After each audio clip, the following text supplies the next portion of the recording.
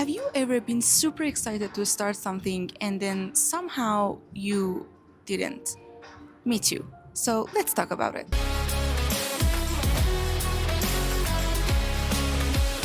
Hello everyone, I'm Honey, and today I want to talk about why your excitement might actually prevent you from starting or being productive. For the longest time, I kept wondering why this happens. I'd get this huge burst of motivation, I'd get the idea, I'd plan everything in my head, and I'd hype myself up, and then the moment I sat down to actually begin, I froze. It was like the excitement tricked me, like my brain was satisfied with the idea of beginning, but didn't care about the actual beginning. If this is you too, don't worry. It's not laziness, it's not lack of discipline.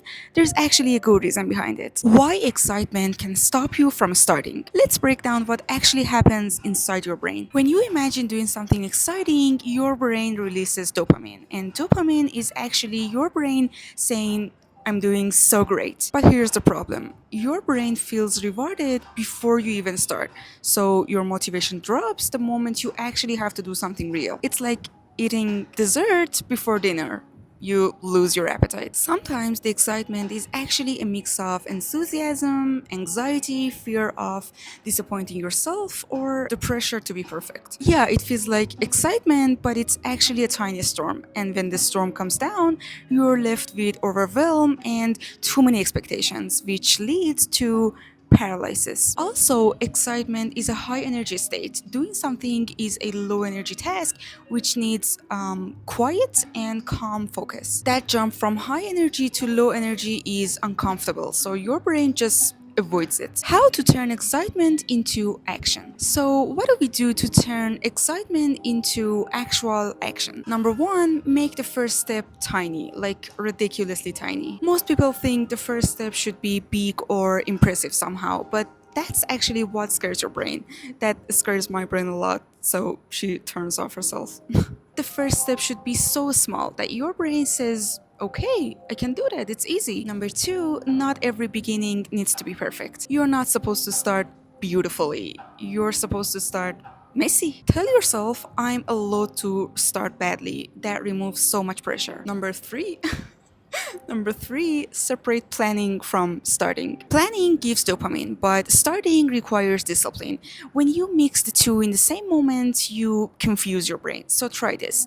Plan today, start tomorrow. It creates a clean mental transition. Number four, use 2-minute rule. I know, we've heard about it a lot, but believe me, it really works. When you commit to just 2 minutes, your brain agrees to it because it's easy.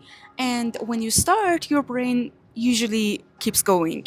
Starting is the hard part, but continuing is much easier. Number five, motivation is a bonus, not a requirement. Your future self doesn't care if you were motivated. They care if you actually started.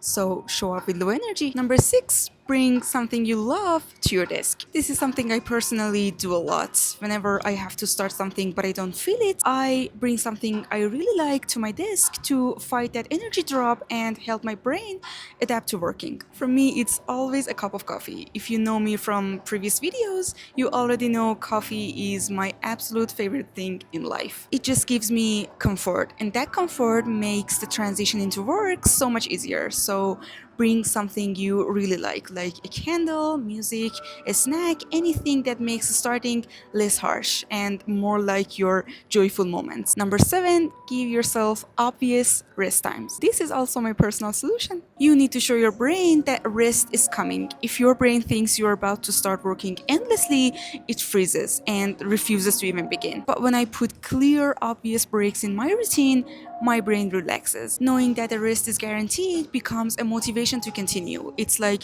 don't worry, we're not trapped here, we're just doing a small task. So next time you get super excited to start something and then feel stuck, just remember, nothing is wrong with you. Your brain just needs a tiny push, a small realistic step to turn excitement into action. Start tiny today and your future excited self will be so proud you actually followed through. Thank you so much for watching. Love you all, and I'll see you in the next video. Bye!